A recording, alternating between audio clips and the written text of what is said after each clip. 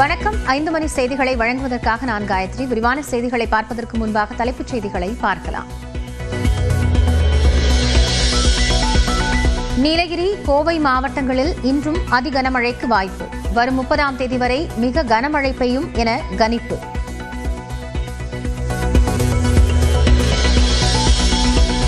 நெல்லை, தென்காசி, தேனி, கன்னியாகுமரி மாவட்டங்களில் 4 நாட்கள் கனமழைக்கு வாய்ப்பு. திருப்பூர், திண்டுக்கல் மாவட்டங்களில் இன்று கனமழை பெய்யக்கூடும் என கணிப்பு.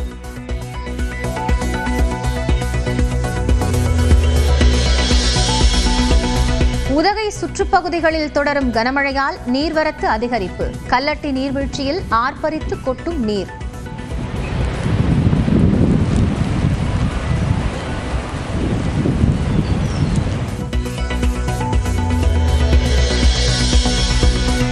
கோவை அருகே கரைபுரண்டோடும் நொய்யல் ஆறு. சித்திரை சாவடி அணையின் எழில்மிகு காட்சி.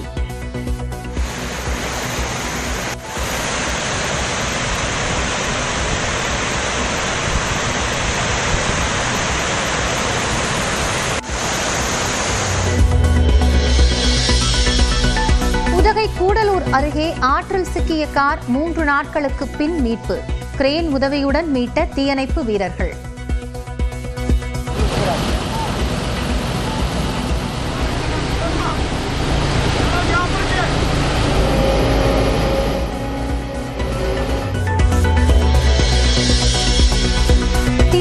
அரசு மீது வீம்புக்கு குற்றம் சாட்டி வருகிறார் எடப்பாடி பழனிசாமி.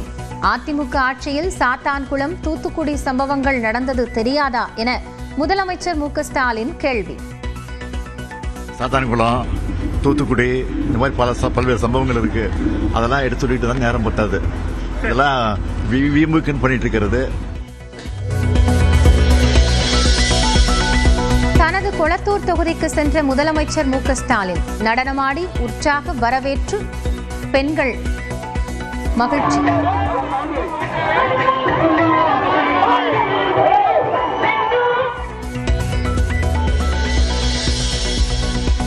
அரக்கோணம் திமுக கவுன்சிலர் பாபுவின் கைக்கு துப்பாக்கி வந்தது எப்படி? அதிமுக பொதுச் செயலாளர் எடப்பாடி பழனிசாமி கேள்வி.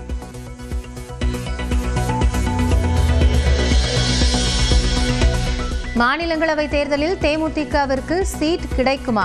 பொறுமை கடலினும் பெரிது என்பதால் பொறுத்திருந்து பார்க்க போவதாக பிரேமலதா விஜயகாந்த் பேட்டி.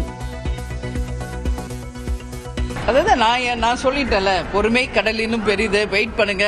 இன்னைக்கு தான் அறிவிச்சிருக்காங்க, இன்னும் டைம் இருக்கு, பார்ப்போம்.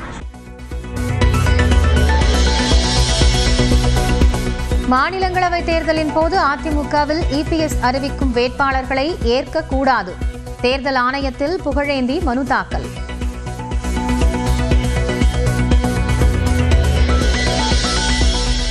பாமக தலைவர் அன்புமணி மீண்டும் மாநிலங்களவை தேர்தலில் களமிறங்க வாய்ப்பில்லை என தகவல். அடுத்த ஆண்டு நடக்கும் சட்டமன்ற தேர்தலில் போட்டியிட திட்டம்.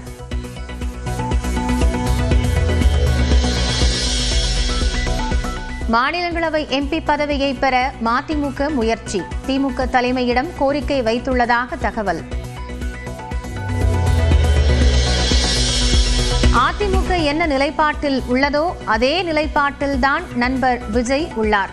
ஒத்த கருத்துடைய கட்சிகள் ஒன்று சேர்ந்தால் ஆச்சரியப்பட ஒன்றும் இல்லை என முன்னாள் அமைச்சர் கடம்பூர் ராஜு கருத்து. அன்பு சகோதரர் நண்பர் விஜய் அவர்களும் இந்த ஆட்சி அகற்றப்பட வேண்டிய ஆட்சி என்ற நிலைப்பாட்டில் இருக்கின்றார். எனவே அந்த கருத்து பிரதிபலிப்பு என்பது ஒற்றுமையாக இருப்பதில் இதில் ஒன்றும் குற்றமாகவும் இல்லை, மாற்று கருத்துக்கு இடமில்லை.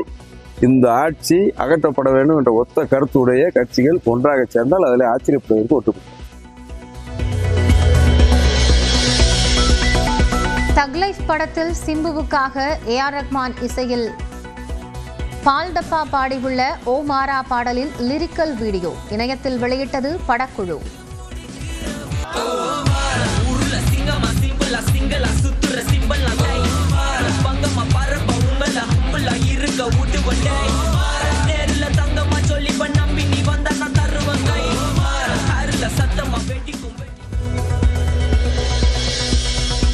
பிரபாஸின் ஸ்பிரிட் படத்தின் கதையை கசிய விட்டாரா நடிகை தீபிகா படுகோன்? அனிமல் பட இயக்குனர் சந்தீப் ரெட்டி வங்காவின் பதிவால் சர்ச்சை. உத்தரப்பிரதேசத்தின் மீரட் நகரில் சாலையில் நடந்து சென்ற இஸ்லாமிய பெண்ணிடம் அத்துமீறல். பட்ட பகலில் விஷம செயலில் ஈடுபட்டவர் கைதான நிலையில் உடைந்த காலுடன் மன்னிப்பு கேட்ட வீடியோ.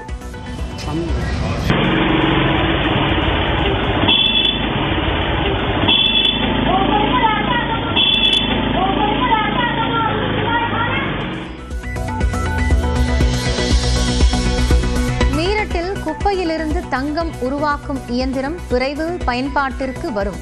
உத்தரப்பிரதேச பாஜக அமைச்சர் தரம்பால் சிங்கின் அதிர்ச்சி அறிவிப்பு.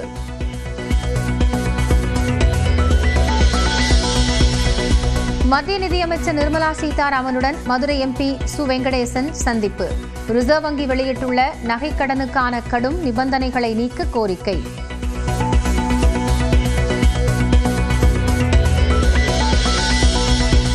தங்கம் விலை சவரனுக்கு 360 ரூபாய் உயர்வு.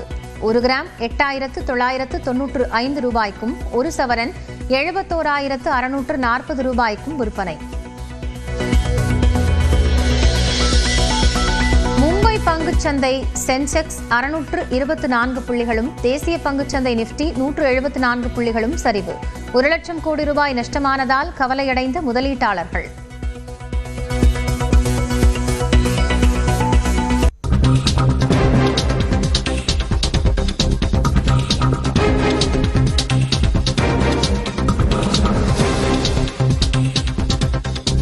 தற்போதைய செய்தியை பார்க்கிறோம். கருடன் திரைப்படத்தில் நடித்த உன்னி முகுந்தன் மீது மலைய நடிகராக இருக்கக்கூடிய இவர் மேலாளரை தாக்கியதாக கூறி வழக்கு பதிவு செய்யப்பட்டிருக்கிறது. கருடன் படத்தில் நடித்த மலையாள நடிகரான உன்னி முகுந்தன் மீது காவல்துறையில் வழக்கு பதிவு செய்யப்பட்டிருக்கிறது. மேலாளரை தாக்கிய விவகாரத்தில் இந்த நடவடிக்கை எடுக்கப்பட்டிருப்பதாக கூறப்படுகிறது. கொச்சி காவல்துறையினர் புகாரின் அடிப்படையில் இந்த நடவடிக்கையை மேற்கொண்டிருக்கிறார்கள்.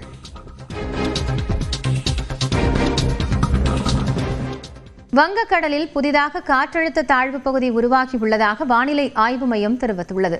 கோவை, நீலகிரி மாவட்டங்களில் ஒரு சில இடங்களில் இன்று அதி கனமழை பெய்யும் என்று ரெட் அலர்ட் விடுக்கப்பட்டுள்ளது. ஒடிஷா கடற்கரையோர பகுதிகளை ஒட்டிய வடமேற்கு வங்கக்கடல் பகுதிகளில் காற்றழுத்த தாழ்வு பகுதி உருவாகியுள்ளதாக வானிலை ஆய்வு மையம் தெரிவித்துள்ளது. இது மெதுவாக வடக்கு திசை நோக்கி நகர்ந்து அடுத்த 48 மணி நேரத்தில் மேலும் வலுவடையக்கூடும் என்று கணிக்கப்பட்டுள்ளது. மேலும் தென்னிந்திய பகுதிகளின் மேல் வளிமண்டல மேலடுக்கு சுழற்சி நிலவுவதாகவும் தெரிவிக்கப்பட்டுள்ளது. இதன் காரணமாக தமிழ்நாட்டின் ஓரிரு இடங்களில் தரைக்காற்று மணிக்கு 50 கிலோமீட்டர் வேகத்தில் வீசக்கூடும் என்று தெரிவிக்கப்பட்டுள்ளது. கோயம்புத்தூர் மாவட்டத்தின் மலைப்பகுதிகள் மற்றும் நீலகிரி மாவட்டத்தின் ஒரு சில இடங்களில் இன்று அதி கனமழை பெய்ய வாய்ப்பு உள்ளது. நெல்லை மாவட்டத்தின் மலைப்பகுதிகள், தேனி மற்றும் தென்காசி மாவட்டங்களில் ஓரிரு இடங்களில் மிக கனமழை பெய்யும் என தெரிவிக்கப்பட்டுள்ளது. நாளை கோவை மாவட்டத்தின் மலைப்பகுதிகள் மற்றும் நீலகிரி மாவட்டத்தின் ஒரு சில இடங்களில் மிக கனமழையும், நெல்லை மாவட்டத்தின் மலைப்பகுதிகள், தேனி, தென்காசி மாவட்டங்களில் கனமழை பெய்யக்கூடும் என்றும் கூறப்பட்டுள்ளது. நாளை மறுநாள் கோயம்புத்தூர் மற்றும் நெல்லை மாவட்டங்களின் மலைப்பகுதிகள், நீலகிரி, தென்காசி மற்றும் தேனி மாவட்டங்களின் ஓரிரு இடங்களில் மிக கனமழை பெய்யலாம் என கணிக்கப்பட்டுள்ளது. இதேபோல் திருப்பூர், திண்டுக்கல் மற்றும் கன்னியாகுமரி மாவட்டங்களில் இன்று முதல் 3 நாட்களுக்கு கனமழைக்கு வாய்ப்பு இருப்பதாகவும் கூறப்பட்டுள்ளது. சென்னை மற்றும் புறநகர் பகுதிகளில் இன்று இடி மின்னலுடன் மிதமான மழை பெய்யலாம் என்றும் வானிலை ஆய்வு மையம் தெரிவித்துள்ளது.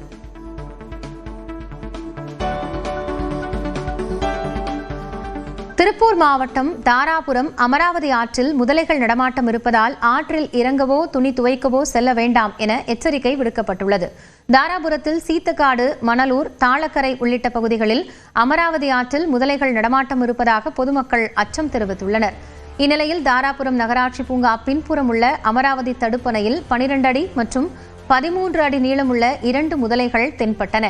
இதுகுறித்து நகராட்சி அதிகாரிகளுக்கு தகவல் தெரிவிக்கப்பட்டுள்ளது. சம்பவ இடத்திற்கு வந்து முதலைகள் நடமாட்டத்தை உறுதி செய்த அதிகாரிகள் அமராவதி ஆற்றில் இறங்கவோ துணி துவைக்கவோ பொதுமக்கள் செல்ல வேண்டாம் என்று அறிவுறுத்தினர். மேலும் இது தொடர்பாக எச்சரிக்கை பலகையும் வைக்கப்பட்டுள்ளது.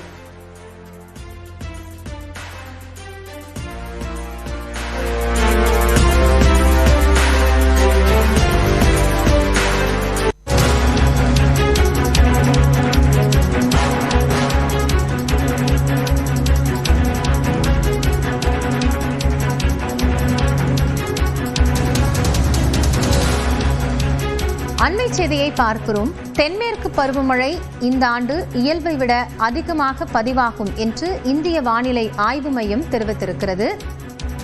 தென்மேற்கு பருவமழை ஜூன் முதல் தொடங்கி செப்டம்பர் மாதம் வரையிலான 4 மாத காலங்களில் மழைப்பொழிவு கொடுக்கும். இந்த ஆண்டு சற்று முன்னதாகவே பருவமழை தொடங்கியிருக்கக்கூடிய நிலையில் அதிகமான மழைப்பொழிவை எதிர்பார்க்கலாம் என்று இந்திய வானிலை ஆய்வு மையம் தெரிவித்திருக்கிறது. கூடுதல் தகவல்களை செய்தியாளர் லிபிகாவிடம் கேட்கலாம். லிபிகா, இப்போ இந்த மழைப்பொழிவு அதிகமாக இருக்கும் அப்படின்னு சொல்லப்படுகிறது. சதவிகிதமாக எவ்வளவு எதிர்பார்க்கலாம்? என்ன மாறுபாடு காரணமாக அதிக மழைப்பொழிவு இருக்கும்? நிச்சயமாக தற்போது தென்மேற்கு பருவமழை என்பது தமிழகம் மட்டுமின்றி கேரளா உள்ளிட்ட இந்தியாவின் பல்வேறு பகுதிகளிலும் தற்போது தொடங்கி இருக்கின்றது. இந்த நிலையில் இந்த ஆண்டு தென்மேற்கு பருவமழை என்பது இயல்பிற்கு அதிகமாக இருக்கும் என இந்திய வானிலை ஆய்வு மையம் தகவல் தெரிவித்திருக்கின்றது. குறிப்பாக தென்மேற்கு பருவமழை என்பது ஜூன் முதல் செப்டம்பர் வரையிலான 4 மாத காலத்தில் நாம் கணக்கிடுவோம். அந்த வகையில் இந்த 4 மாத பொறுத்தவரை தென்மேற்கு பருவமழை என்பது இந்த ஆண்டு 106% பதிவாகக்கூடும் எனவும் இந்திய வானிலை ஆய்வு மையம் தெரிவித்திருக்கின்றது. குறிப்பாக வடகிழக்கு இந்தியாவில் இயல்பிற்கு குறைவான மழையும், வடமேற்கு இந்தியாவில் இயல்பான மழையும், மத்திய மற்றும் தென்னிந்தியாவை பொறுத்தவரை இயல்பிற்கு அதிகமான மழையையும் பதிவாகும் என தற்போது தெரிவிக்கப்பட்டிருக்கின்றது. அதே போன்று தமிழகத்தை பொறுத்தவரை வட மாவட்டங்கள்ல இயல்பிற்கு அதிகமான மழையும், தென் மாவட்டங்கள்ல இயல்பான மழையும் பதிவாகும் எனவும் கடந்த மாதம் இந்திய வானிலை ஆய்வு மையம் ஒரு அறிக்கையானது வெளியிடப்பட்டிருந்தது. அந்த அறிக்கையில தமிழகத்தை பொறுத்தவரை தென்மேற்கு பருவமழை என்பது இயல்பிற்கு குறைவான மழை பதிவாகும் என கடந்த மாதம் வெளியிட்டிருந்த அறிக்கையில இருந்தது. ஆனால் தற்போது இந்திய வானிலை ஆய்வு மையம் வெளியிட்டிருக்கக்கூடிய இந்த அறிக்கையில தென்மேற்கு பருவமழை என்பது இயல்பிற்கு அதிகமாக, அதாவது 106% பதிவாகக்கூடும் என இந்திய வானிலை ஆய்வு மையம் தெரிவித்திருக்கின்றது. இருப்பினும் தற்போது தமிழகத்தை பொறுத்தவரை முழுவதுமாக தென்மேற்கு பருவமழை என்பது தொடங்கியிருக்கக்கூடிய நிலையிலும் அடுத்து வரக்கூடிய நாட்கள்ல மழைக்கான வாய்ப்பு என்பது அதிகம் இருக்கும் எனவும் இந்திய வானிலை ஆய்வு மையம் தெரிவித்திருக்கின்றது. பொதுவாக தென்மேற்கு பருவமழை என்பது தமிழகத்திற்கு மழை மறைவு பகுதி என்றுதான் வரும். ஆனால் இந்த முறை இந்த ஆண்டு வட தமிழகத்திலும் அதிக மழைப்பொழிவை கொடுக்கும் என்று சொல்லப்பட்டிருப்பது ஆறுதலான செய்தி. நன்றி லிபிகா.